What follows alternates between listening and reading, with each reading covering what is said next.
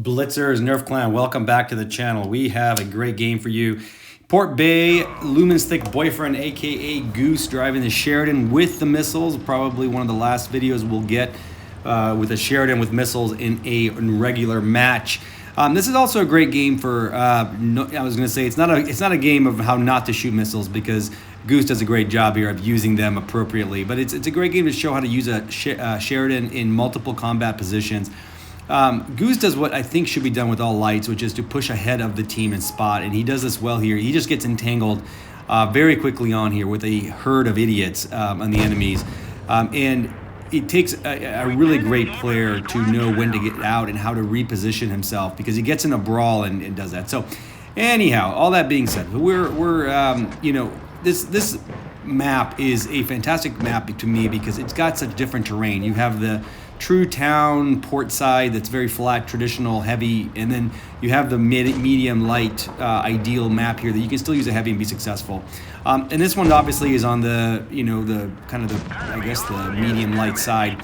But you see the other team, you can actually normally judge who's going to win this game by if the heavies push over those brims that you just looked at. And what you actually had occur here is that the enemy team should have won this game if it wasn't for Goose.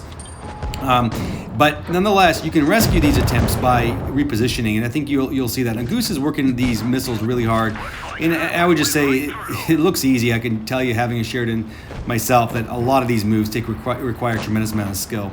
He's also avoiding damage by using hills incredibly well and the speed of the tank. So here he's chasing the E-75. The E-75 kind of got pulled away. The E-75 is chasing the T-94, 54 on Goose's team. But that being said, the nice thing about a E-75, he doesn't know exactly what he's doing.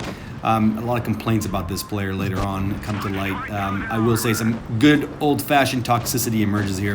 Now Goose's team is sort of half engaged, but you can see that they just didn't push. You have an idiot in the bat chat over there near where the B cap normally is, in the base, and just kind of out of position there. And Goose is a terrific kind of COD on this E100 who over-pushed and wasn't able to put some pressure on the lights, but he kind of forgot about Goose.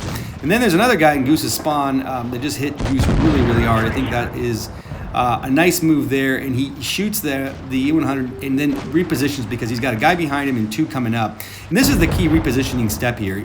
Goose did not go to where I like to move with the light tanks here because of early on he wanted to spot, and it prevented him from making the move. If he had gone over here before, he would have died because the whole enemy team pushed right past here.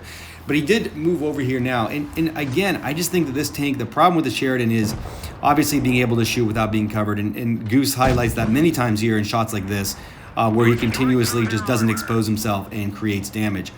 But I think that the key to this victory isn't any of that. It's not really the missiles. In fact, I think Goose could have won this game about 2 minutes earlier not using them.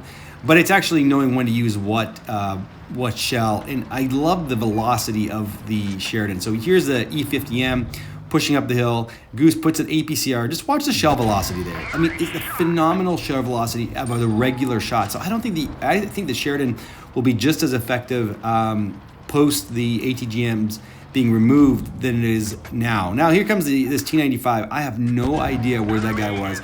Huge 850 max roll there by Goose on the side of the T95. That was a terrific shot from a very, very long distance. Again, in my opinion, speaks to the cannon of the Sheridan, the -10, etc. But it's a 2-on-3, and he's struggling here because the T54 has no hit point left.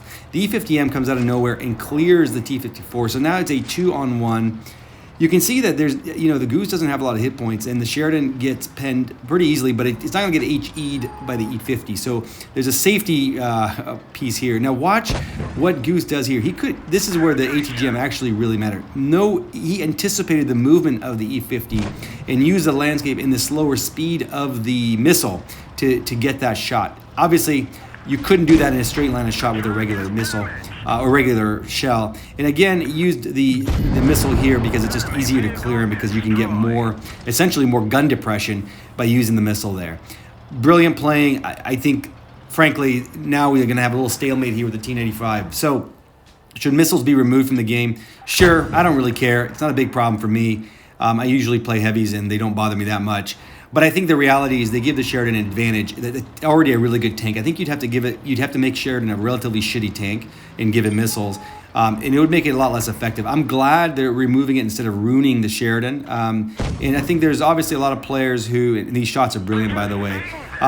You know, a lot of players out there who are happy with these removal. I think, you know, for wargaming, the problem is if you've matched, if you really looked at the player base, it's expanded a lot because of the missiles. And that's the piece that I'm a little bit concerned about is, you know, we need new players. We need more players in this game. The minute a game starts getting players when it starts to die. And the missiles brought a lot of players. And a lot of them are shitty morons and fucking idiots. So you got that going for us. But nonetheless, I think the removal is fine. I just hope it doesn't drop the player base. And I think the Sheridan and the T-92 will still be effective tanks. And again, I think now here's the only thing I'd say about this one-on-one because Goose was just all over this idiot.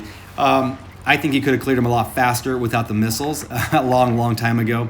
But he played it really well and got around him, used the spotting. This T-95 really had no idea what the hell he was doing. And he got cleared. It is a terrific game by Goose. I don't care, missiles or otherwise, just a terrific game. Really well played, well positioned. 7139 damage, 3 kills, 1656 base XP. Here are the main players in the battle that when you look at this, this was a T-95, terrible player, had no business honestly driving that tank. And this is the E50 that rushed them, also a terrible player. This is the WZ-111 who was doing a lot of chatter. He was the only reasonably not terrible player. And there's Goose, who is a super unicum. So terrific game. Thanks for sharing, Goose. Thanks for the discussion. And for those of you who are heartbroken about losing your missiles, you know, you can still use them in all kinds of modes with the new free Sheridan we get. So don't cry too hard. Thanks for watching. Subscribe to the channel.